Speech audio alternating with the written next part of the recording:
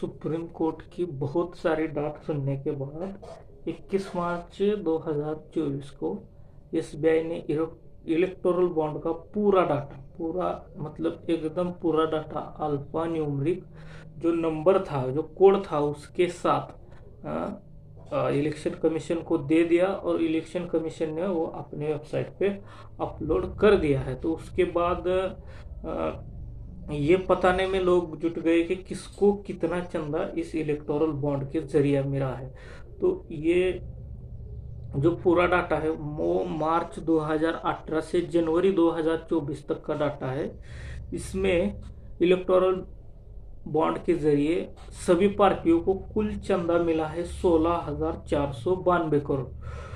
उसमें से 50% से ज्यादा या आधे से ज्यादा इलेक्टोरल बॉन्ड का पैसा एकमात्र पार्टी को गया है। आप समझ सकते हो वो कौन सी पार्टी है। भारतीय जनता पार्टी को वो 50% से ज्यादा पैसा गया है, जिसमें है 8,252 करोड़ रुपया।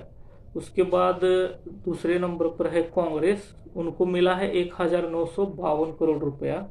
तीसरे नंबर पर है टीएमसी, तृणमूल कांग्रेस पार्टी, जिनको मिला है 1,705 करोड़ रुपया। और चौथे नंबर पर है बीआरएस, भारत राष्ट्र समिति, जिनको मिला है 1,408 करोड़ रुपया।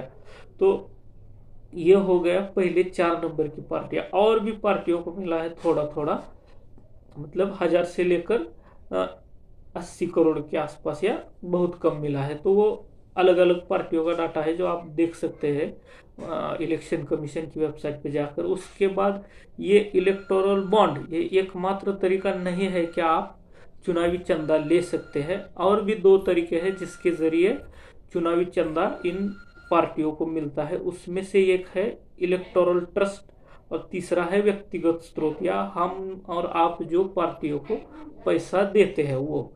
तो 2018 से 2023 तक इलेक्टोरल ट्रस्ट के जरिए भाजपा को कुल चंदा मिला है 1,245 करोड़ रुपया। और उसी पूरे वक्त में कांग्रेस को इलेक्टोरल ट्रस्ट के द्वारा चंदा मिला है 135 करोड़ रुपया। और इसी 2018 से 2023 तक व्यक्तिगत स्रोत, मतलब हम और आप जो पार्टियों को चंदा देते हैं, अभी एक कांग्रेस का कैंपेन चल रहा है जिनको मतलब कांग्रेस पार्टी का 138 साल पूरा हुआ है, तो वो जनता से 138 रुपया चंदा ले रहे हैं। तो उस तरीके से व्यक्तिगत स्रोत से भाजपा को 2018 से 2023 तक पूरा चंदा मिला है 3,337 करोड़। और उसी वक्त में कांग्रेस पार्टी को जो चंदा मिला वो है 535 करोड़ रुपए। तो इस पूरे को अगर जोड़ दे दोनों पार्टियों का हम, तो भाजपा को कुल चंदा मिला है 12,800 करोड़ रुपया।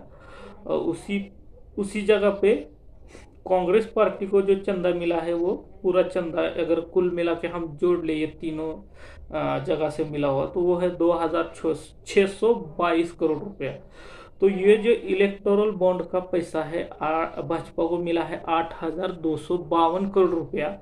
तो उसको लेकर जो हाथी की खिचड़ी खाई थी जिस पत्रकार ने, राहुल कौल ने, उसने एक सवाल पूछा कि भाजपा को इतना चंदा मिला है। तो उस वक्त गृह मंत्री अमित शाह कहते हैं कि कुल बॉन्ड बेचे गए 20,000 करोड़ के, उसमें से हमें सिर्फ मिला 6,000 करोड़ रुपया। तो बाकी का 14,000 करोड़ रुपया तो बाकी पार्टियों को गया जिनके पास 242 के आसपास सांसद है, और हमारे पास तो 303 सांसद है, हमको सिर्फ 6,000 करोड़ रुपए मिला। तो ये पूरी गलत बात बोल रहे हैं। उनको मिला है 8,252 करोड़ रुपया।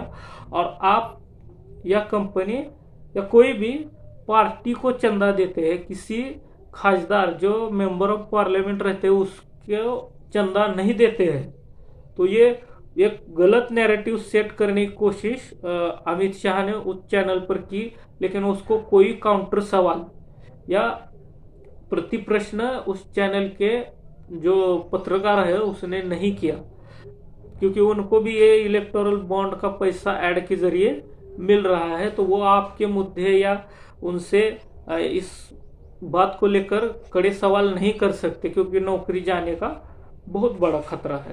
तो ये जो बात कही गई अमित शाह जी के द्वारा चैनल पर कि हमारे पास 303 सांसद है और उस हिसाब से हमें कम चंदा मिला है, तो ये मिसलीड करने का एक तरीका है, ये गलत तरीका है।